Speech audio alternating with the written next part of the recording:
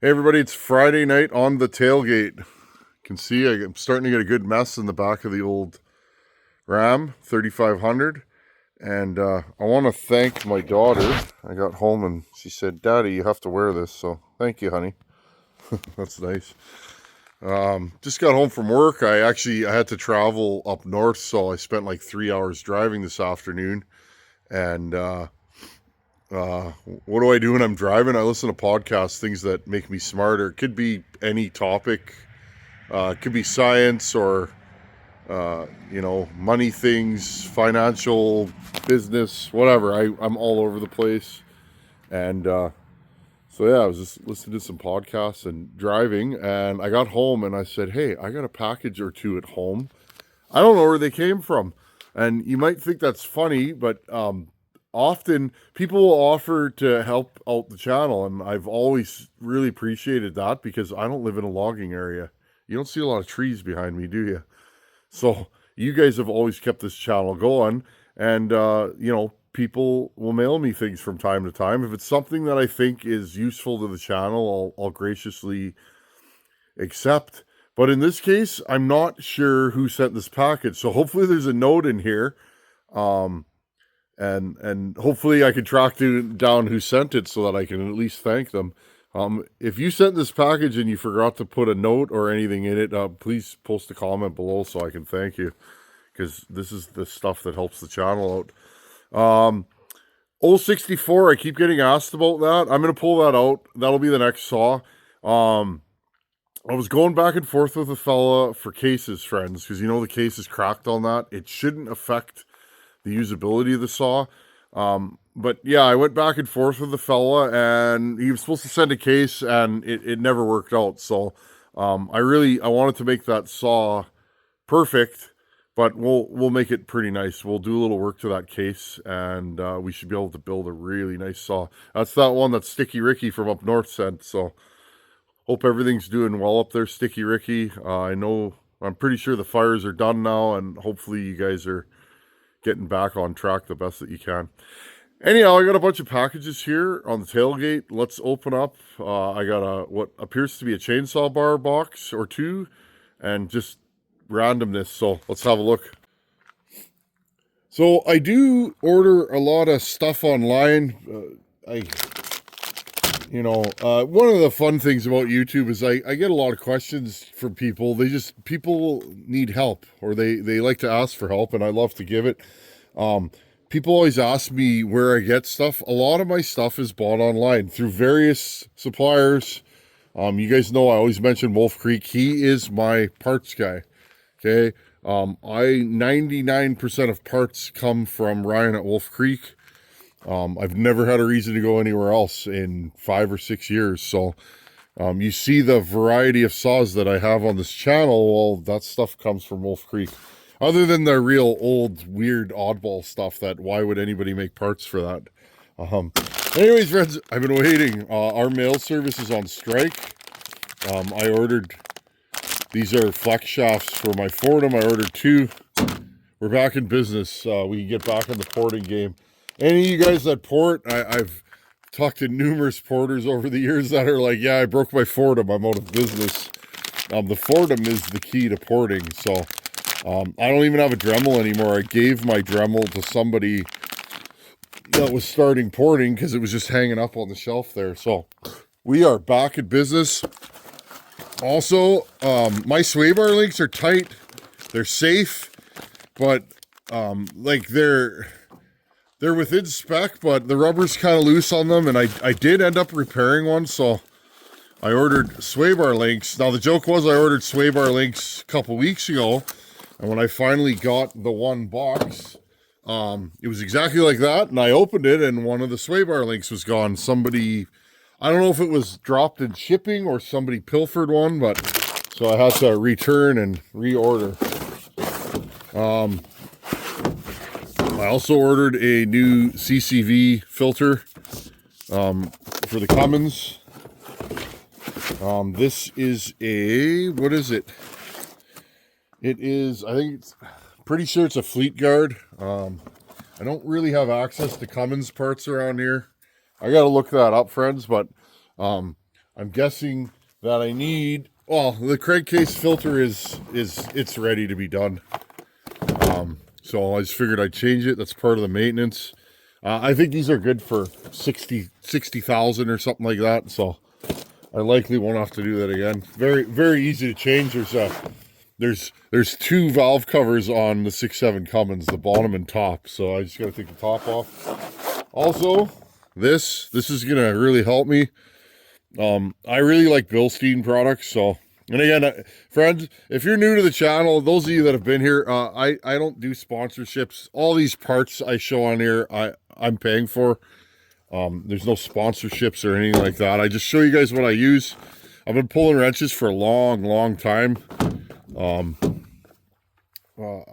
I started pulling wrenches on bicycles when I was like 9 or 10. And then moved into automotive, diesel. I've done motorcycles.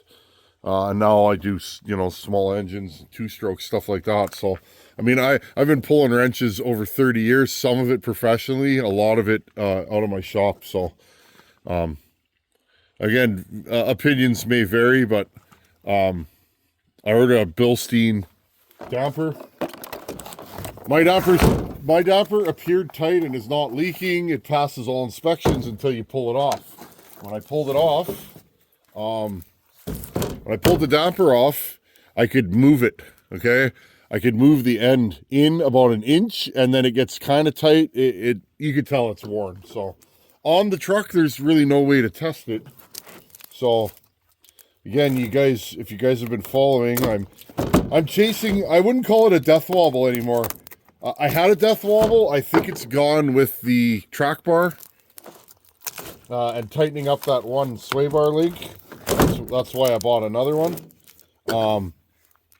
I haven't experienced, an out of control OMG death wobble again, but still, I want things proper. I'm like that. So, yes, it's an old truck, but I always think there's no reason to let your truck run into the ground. That's when it becomes time to buy a new truck. And I think, to me, sorry friends, I bumped you here. It costs more money to buy a new truck. I'd rather just maintain my old truck as good as you can, right? I mean, there's things that are going to happen. But anyhow, I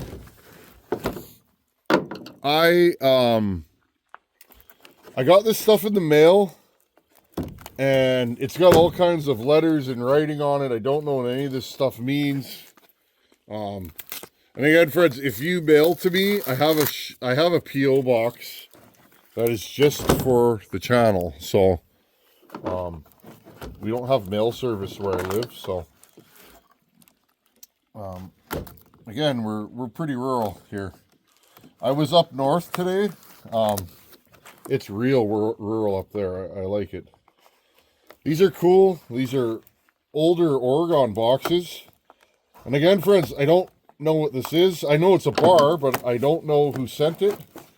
Again, this box is already ripped, so we're not killing anything. Oh, nice. Steel, brand new steel Roll-O-Matic. We got a Husky small mount, looks like. Needs a tip and a, what else? So it's really funny, friends. Hindsight's 2020. I used to have probably, because before I started this YouTube thing and I got really serious into it, like, how to channel and regular uploads, I used to, yeah, you guys could see me there. I hope you guys could see the ground. It is so wet here. I'll zoom you guys in a little bit here. I used to buy a lot of saws. Okay. And, oh, this thing's cool. That's old school. Look at this. That's an old tip. Neat. And that looks like a steel mount. And, I have a saw. That's funny. I have a saw that I will put this on. So, thank you to whoever sent it. But like I was saying, before I started this whole YouTube thing, I used to buy a lot of saws, and every saw I would buy would have a bar and chain on it, and I'd usually rip the bar and chain off.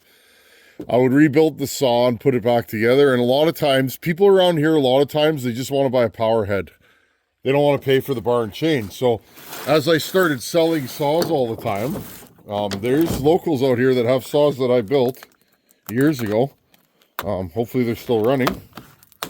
But what would happen is I would put these bars in a box, okay?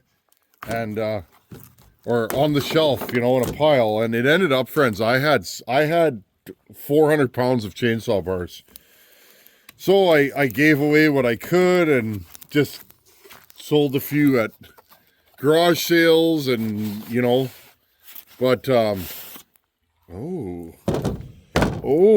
is this 23779-404?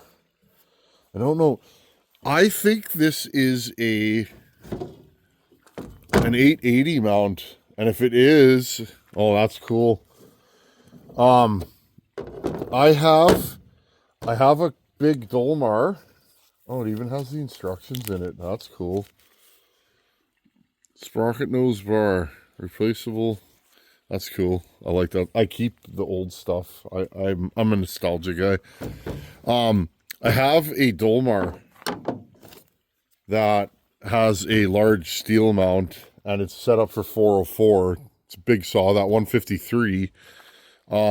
It came with a bar, but the bar that's on it, it's in rough shape, and I've been looking for a bar like this. So whoever you are out there, you read my mind. And also these old school Oregon bars with the lines, they look perfect on a vintage saw. So thank you very much. In fact, friends, and again, you guys, I've never gotten past, I still have a hard time accepting donations.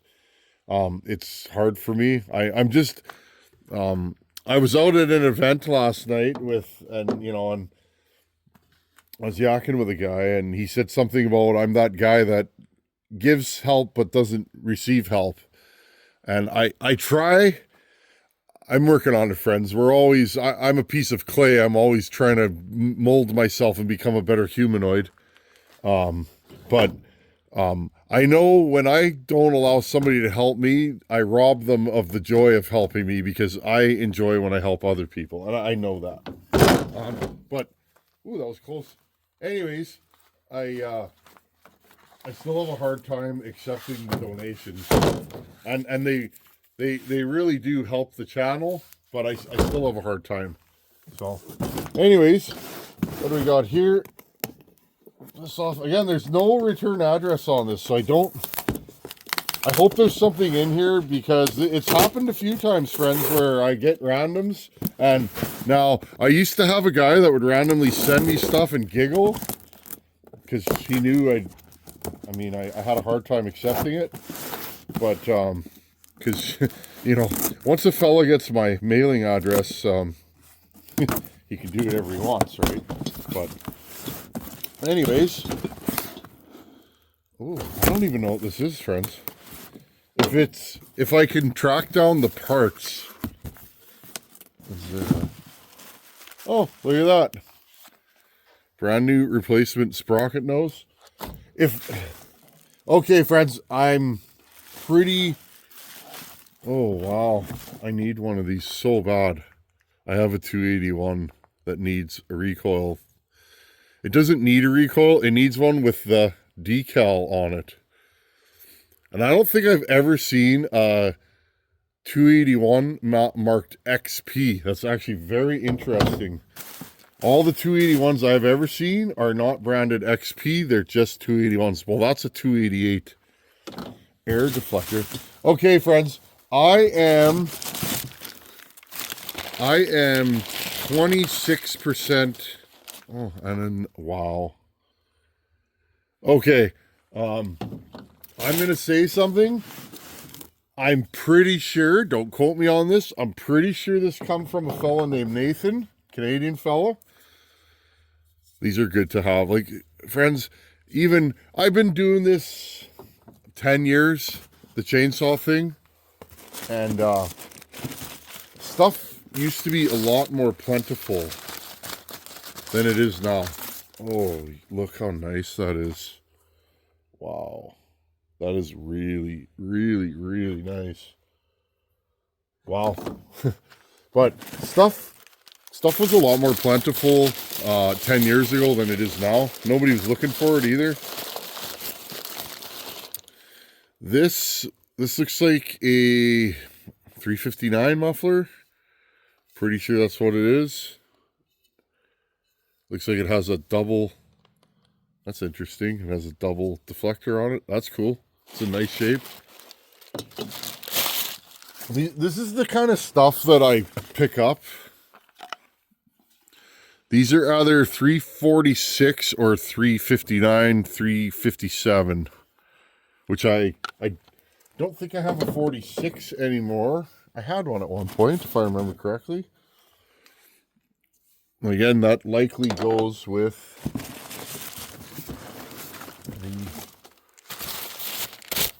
the side cover, but I have 359 parts. Oh wow, look how nice that is. Wow.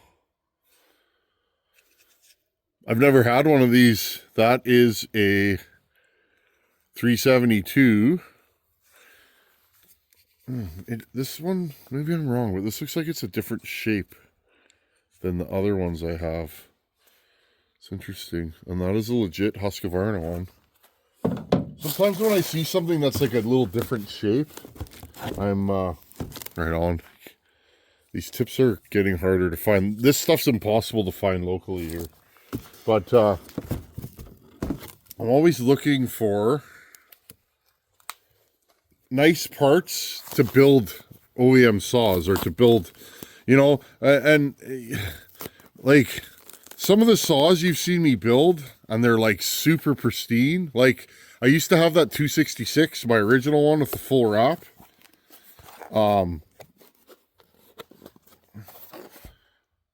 That's cool.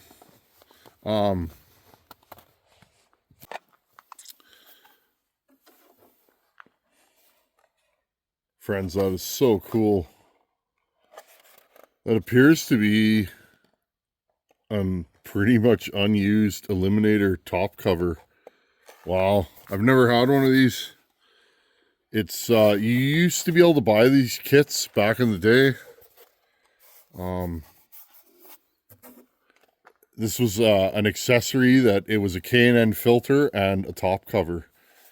That is super, super rowdy. That's cool. Thank you. And again, most of the cool stuff I have, friends, is stuff that friends of mine and you guys out there have given to me. There's stuff like this does not exist here. It's rare to find a full wrap saw here unless you go into my shed. You know what I mean? Like it, this stuff for me is unobtainium. There's just none of them. And, that's cool. Definitely gonna have to build a saw around this. And wow, thank you. That's pretty neat. Again, I don't know what to say. You guys give me some cool stuff. And I mean, I guess that's what we do for each other. You know, us guys that chum around, you know, we send things and receive things, but I always feel like I'm on the receiving end. And it says right in there, Performance Connection Eliminator 80. So that is super cool. I think they had these for 266s as well. I don't know. I'm just gonna grab another top cover, friends. I actually stopped filming because I wasn't. This is so cool. I want to see. I think it's a 288. I gotta check. Hold on.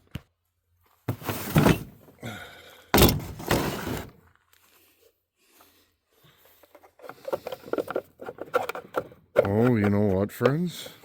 Is it?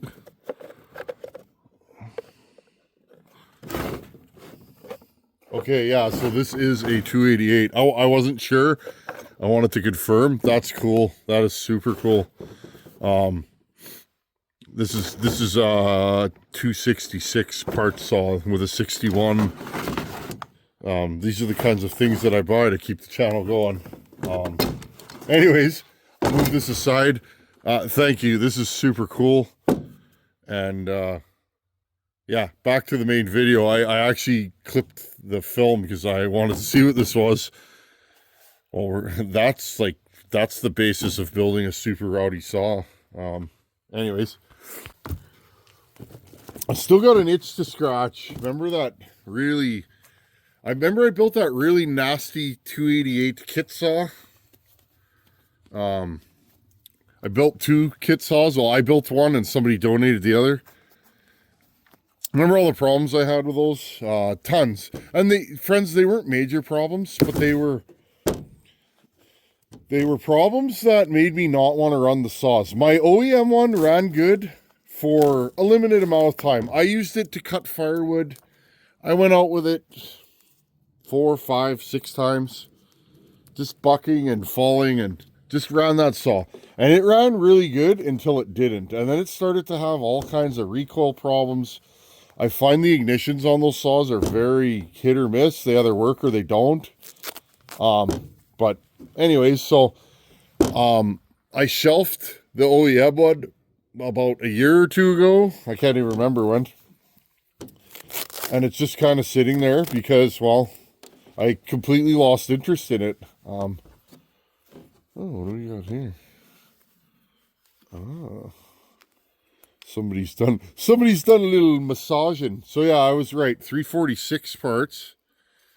Oh, that's nice. Somebody's a craftsman. Friends, check this out. Here, let's turn some. We gotta put you on 1. Look at that. That is a...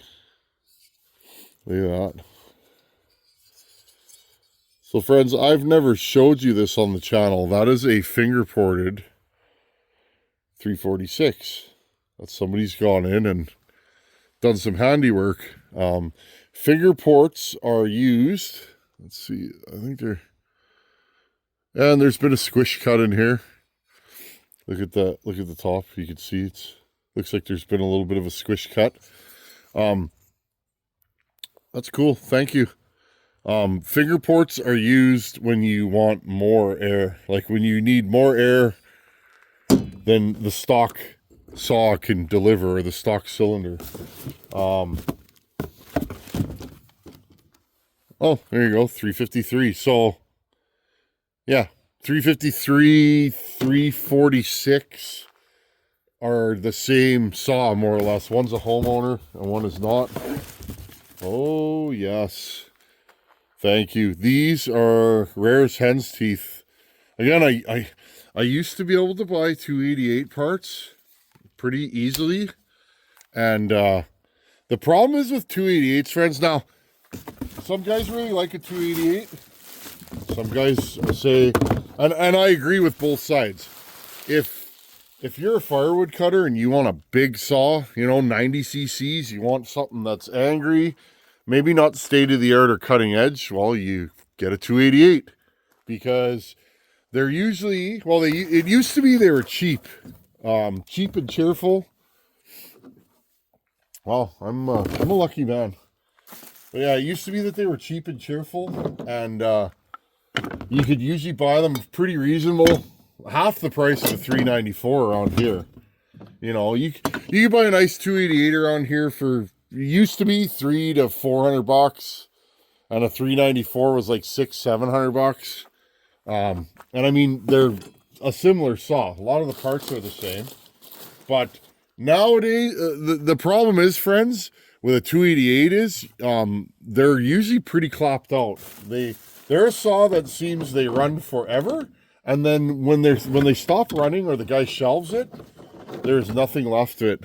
This is, wow. Thank you. Friends, I'm going to shout out Nathan. I'm 98% sure. That's the name that came to my head. I'm pretty sure that this is from Nathan. That's going on. I know the saw that's going on. That's going to go on one of my personal saws, because I don't have a nice side cover for it. I have one, but it's not nice, right? This is, so I think likely this is gonna bring me into building another 288.